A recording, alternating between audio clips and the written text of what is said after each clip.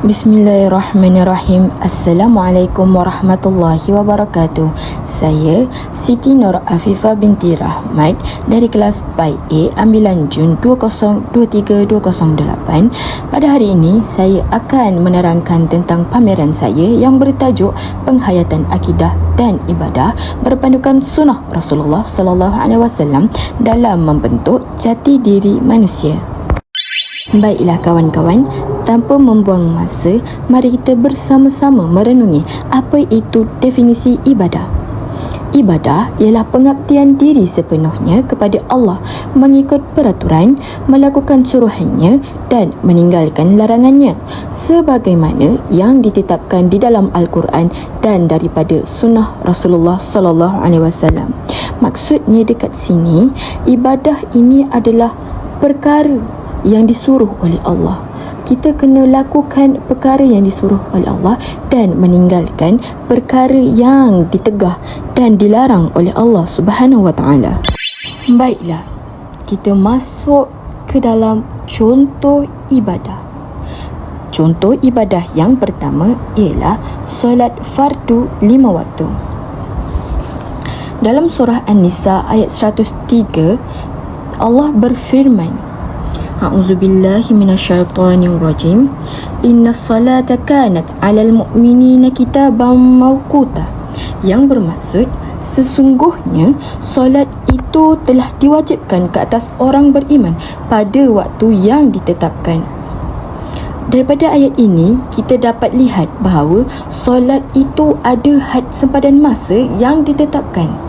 Jadi, solat dapat membimbing kita bagaimana untuk menguruskan perjalanan waktu dengan sebaiknya. Dan dia menjadikan kita seseorang yang menepati waktu dan dapat menguruskan masa dengan bijak. Baiklah, kita masuk kepada ibadah yang kedua, iaitu puasa. Rasulullah sallallahu alaihi wasallam pernah bersabda yang berbunyi, "Idza kana yaumu shaumi ahadukum fala yarfus yauma idzin wala yashab fa in syatamahu ahadun aw qatalahu falyakul inni amru'un shaim." Yang bermaksud, apabila salah seorang daripada kamu berpuasa, janganlah kamu berkata buruk dan bersikap bodoh.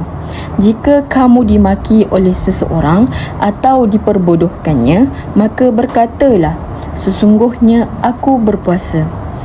Daripada hadis tersebut, kita dapat lihat bahawa berpuasa ini dapat melatih diri kita daripada terlalu mengikut emosi dan nafsu sehingga hilang pertimbangan. Matlamat sebenar puasa ialah untuk melemahkan kekuatan nafsu dan menguatkan kekuatan rasional akal. Kerana apabila kekuatan nafsu dapat dikawal, barulah insan itu menjadi hamba Allah yang benar-benar bertakwa kepadanya. Baiklah, contoh ibadah yang terakhir yang saya akan bawakan pada hari ini ialah berkenaan dengan zakat. Rasulullah sallallahu alaihi wasallam pernah bersabda, "Ma naqasat sadaqatun min malin." Yang bermaksud, zakat itu tidak mengurangi harta. Zakat dapat membuang sifat kedekut dan unsur-unsur bakhil serta menyucikan jiwa daripada sifat tamak. Hakikat ini dapat dirasai oleh pengeluar zakat dan mereka juga menyedari bahawa zakat itu lebih ketara kepada penambahan harta dan bukan kepada pengurangannya. Baiklah, seterusnya kita akan mendalami definisi akidah. Apa itu akidah? Akidah Islam ialah kepercayaan dan keyakinan terhadap Allah sebagai Rabb dan Ilah serta beriman dengan nama-namanya dan segala sifat-sifatnya, beriman dengan adanya malaikat, kitab-kitab, para rasul, hari akhirat dan beriman dengan takdir Allah sama ada baik atau buruk, termasuk juga segala apa yang datang dari Allah. Tanpa akidah yang mantap, hilanglah keseimbangan dalam kehidupan bermasyarakat, lahirlah kekacauan dalam kehidupan seharian.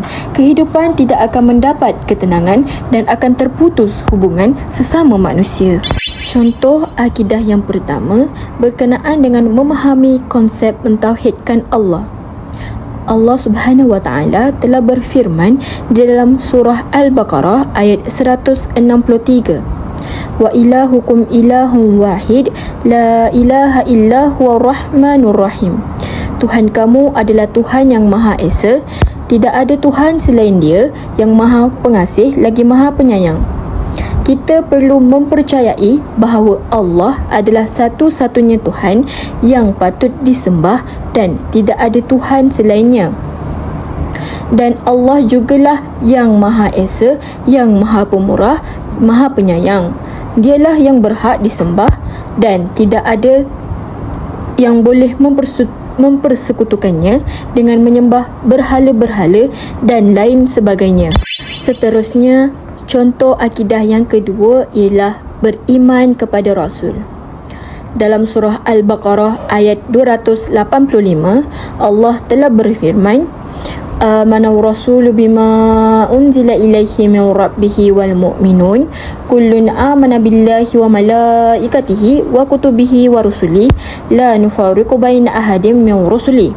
Yang bermaksud, Rasulullah telah beriman kepada apa yang diturunkan kepadanya dari Tuhannya, dan juga orang-orang yang beriman.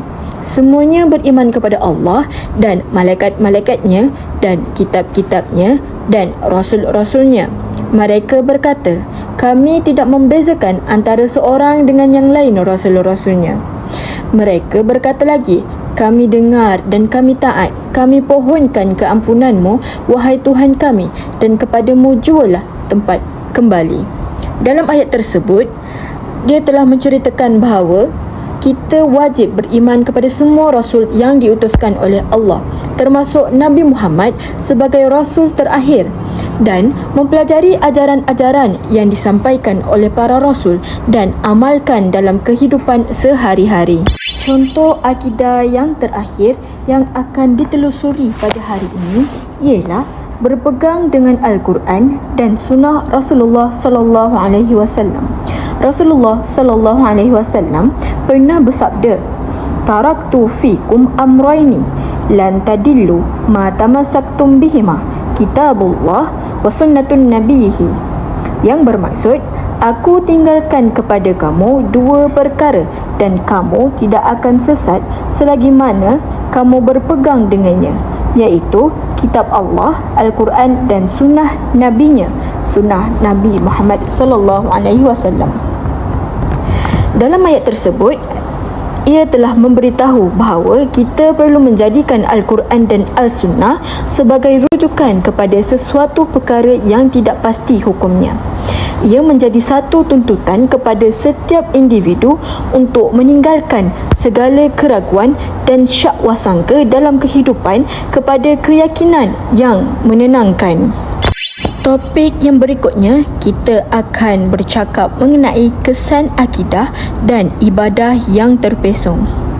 Kesan akidah dan ibadah yang terpesong yang pertama ialah seseorang manusia tidak takut dalam mensyirikkan Allah, iaitu menduakan Allah. Seterusnya, keruntuhan akhlak dan moral. Yang terakhir, pergaulan bebas tanpa batas antara lelaki dan perempuan. Kesimpulan yang dapat kita ambil daripada pameran ini ialah penghayatan akidah dan ibadah mengikuti sunnah Rasulullah adalah langkah penting dalam menjalani kehidupan beragama yang benar dalam Islam. Ini membantu individu untuk mendekatkan diri kepada Allah, memahami ajaran Islam dan menjalani hidup sesuai dengan ajaran yang diberikan oleh Rasulullah sallallahu alaihi wasallam. Dengan mengikuti sunnah Rasulullah, individu dapat mencapai kedekatan spiritual dan rasa keberkahan dalam hidup mereka. Sekian, itu sahaja daripada saya. saya ingin menyusun jari 10 sekiranya ada tersalah bicara, tersalah tutur kata selama pameran ini dijalankan. Saya berharap semua orang dapat ilmu sedikit sebanyak daripada apa yang telah saya terangkan di dalam pameran saya ini. Sekian, wabillahi taufiq wal hidayah. Wassalamualaikum warahmatullahi wabarakatuh. Hai, selawat tak lagi? Allahumma